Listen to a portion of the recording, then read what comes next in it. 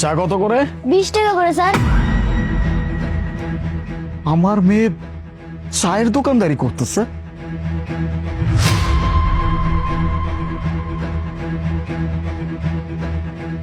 কি ব্যাপার স্যার, চা বানাবো, খাবেন?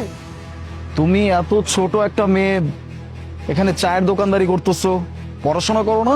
না স্যার, আমি পড়াশোনা করি না, আমি আমার মার সাথে দোকান চালাই।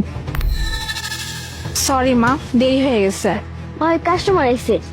এক্সকিউজ মি, আপনি মেবি ওর মা। আচ্ছা, এত ছোট একটা মেয়ে তাকে দিয়ে আপনি চায়ের দোকানদারি করাচ্ছেন? ওর এখন পড়াশোনা করার বয়স। কোথায় ওকে আপনি পড়াশোনা করাবেন তা না, ওকে দিয়ে চায়ের দোকানদারি কেন করাচ্ছেন? পড়াশোনা যে করাবো স্যার, বর্তমানে স্কুলের যে খরচ, আমার কাছে তো এত টাকা নাই। এর জন্য আমি আমার মেয়ের স্কুলে পড়াতে পারতেছি না। তবে আমি শিক্ষিত, আমি বাসায় ওকে যথেষ্ট যতটুকু পারি আমি শেখানোর চেষ্টা করি। সবই বুঝলাম, কিন্তু আমার কথা হচ্ছে যে এত ছোট একটা মেয়ে স্কুলে যাবে না, পড়াশোনা করবে না, এভাবে চায়ের দোকানদারি করবে, এটা তো হইতে পারে না। আচ্ছা, ওর বাবা কোথায়? স্যার, ওর বাবা মানে আমার স্বামী তো আমাদের সাথে নাই। সাথে নাই মানে?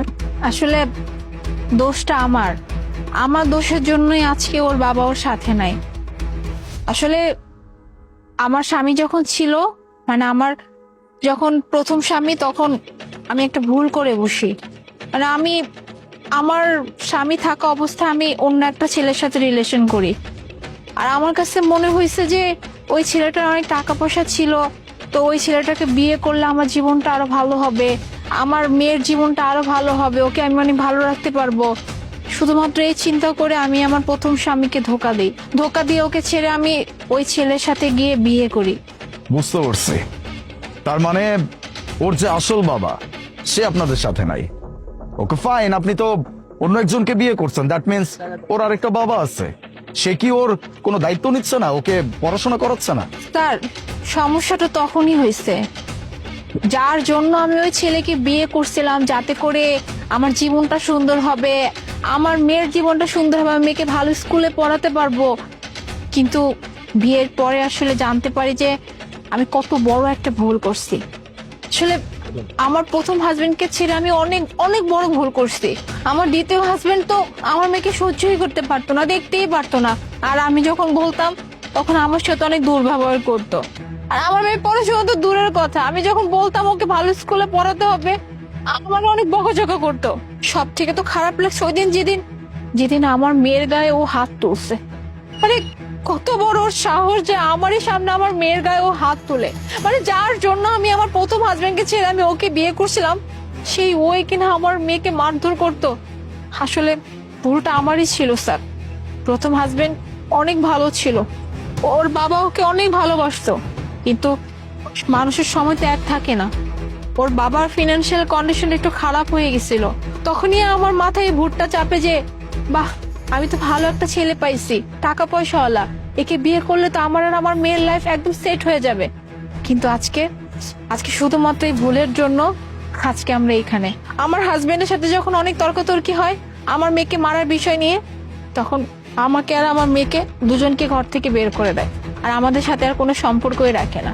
এরপর থেকেই এই চায়ের দোকানদারি করি, কারণ অনেক জায়গায় চাকরির জন্য গেছিলাম, চাকরি পাওয়া তো এত সহজ না, কিন্তু কিছু করতে তো হবে তাই না? তাই এই দোকানদারি করতেছি, আর মেয়েটারও সাথে রাখি, মেয়েটার সাথে থাকে, আর বাসায় গিয়ে ওকে যতটুকু পারি পড়াশোনা করি। এই হচ্ছে কাহিনী স্যার। আপনি যেটা করছেন সেটা অনেক খারাপ করছেন। আপনার সন্তানের ভবিষ্যৎ আপনি নিজ হাতে নষ্ট করছেন। বাই দ্য ওয়ে, আপনি তো চাইলে পারতেন আপনার এক্স হাজবেন্ড ওনার কাছে ফেরত যেতে। আপনার মেয়েকে দেখে বা আপনার মেয়ের মুখের দিকে তাকিয়ে হয়তো বা সে আপনাদেরকে অ্যাকসেপ্টও করে নিতে পারতো। স্যার, এটা কেমন কথা বললেন বলেন?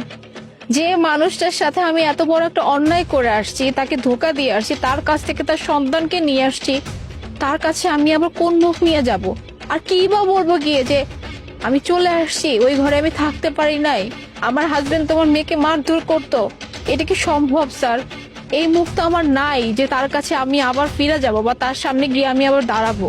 এর জন্যই আসলে ওর বাবার কাছে যাইনি, আমরা এইভাবেই আসছি। মোনা, আমার মেয়ের জীবনটা তুমি এভাবে নিজ হাতে নষ্ট করে দিলা। বাবা তুমি? তুমি তুমি এইখানে? হ্যাঁ, আমি এখানে, কিন্তু তোমাদেরকে এইখানে এই অবস্থায় দেখবো এটা আমি কখনো চিন্তা করতে পারি নাই। স্পেশালি আমার মেয়েকে আমি এই অবস্থায় দেখবো এটা আমি কখনো ভাবতেও পারি নাই। শুধুমাত্র তোমার একটা ভুলের কারণে আজকে আমার মেয়ের এই অবস্থা। আমার মেয়ে আজকে একজন চায়ের দোকানদার, তার পড়াশোনা নাই, তার কোনো ফিউচার নাই, শুধুমাত্র তোমার কারণে। আলিফ, আমি আসলে অনেক অনেক বড় অন্যায় করছি, বিশ্বাস করো। তোমার সামনে দাঁড়ায় যে আমি তোমাকে সরি বলবো, সেই মুখটা আমার নাই। কিন্তু জানো, আমি মনে মনে অনেক চাইতাম যে যদি একটা বার তোমার সাথে আবার দেখা হইতো, আমি তোমার কাছে মাফ চাইতাম। কারণ আমার এই অপরাধ বোধ এত কাজ করতো, আমি এই অপরাধ বোধ নিয়ে না আমি বাঁচতে পারতেছিলাম না। ভিতরে ভিতরে আমি শেষ হয়ে যাচ্ছিলাম। কারণ আমি জানি আমি জীবনে কত বড় ভুল করছি। আমি নিজের হাতে আমার মেয়ের জীবনটা একদম নষ্ট করে দিছি। তাই তাই তুমি যেহেতু আজকে সামনে চলে আসছো, আমি তোমার কাছে মাফ চাইতে চাই আলিফ। যদি যদি সম্ভব হয় তুমি আমাকে মাফ করে দিও। মাপ? কোন বিষয়টার জন্য তুমি আমার কাছে মাপ চাচ্ছ? আমাকে ধোকা দিছো এটার জন্য? ভুলে গেছি আমি। তুমি যে আমাকে ধোকা দিছো সেটা আমি ভুলে গেছি, কিন্তু তুমি যে আমার মেয়ের জীবনটা নষ্ট করছো এটা আমাকে কিভাবে বলতেছো? হ্যাঁ, এত ছোট একটা মেয়ে, এখনো জীবনের কিচ্ছু বুঝে নাই, সেই মেয়েটার জীবন তুমি এইভাবে এই পর্যন্ত নিয়ে আসছো যে সে এখন পড়াশোনা বাদ দিয়ে চায়ের দোকানদারি করতেছে। আমার ভাবতেও অবাক লাগতেছে। তোমাকে করব আমি মাফ? কখনো না। তুমি যেই কাজটা করছো এটার কোনো ক্ষমা হইতে পারে না। অনেক বড় একটা অন্যায় করছো। একটা বাচ্চার ভবিষ্যৎ তুমি নষ্ট করছো, তা শুধুমাত্র নিজের কারণে, নিজের স্বার্থের কারণে। টাকা টাকা দেখছো না? টাকা দিয়ে কি বাবা পাওয়া যায়? ও নিজের বাবাকে হারাইছে, নিজের ভবিষ্যৎ হারাইছে শুধুমাত্র তোমার কারণে। আর আমি তোমাকে ক্ষমা করব? কখনো না। আমি আমার মেয়েকে নিয়ে যাব এখান থেকে। মা, আমার সাথে যাবা না? তুমি থাকবা না বাবার সাথে?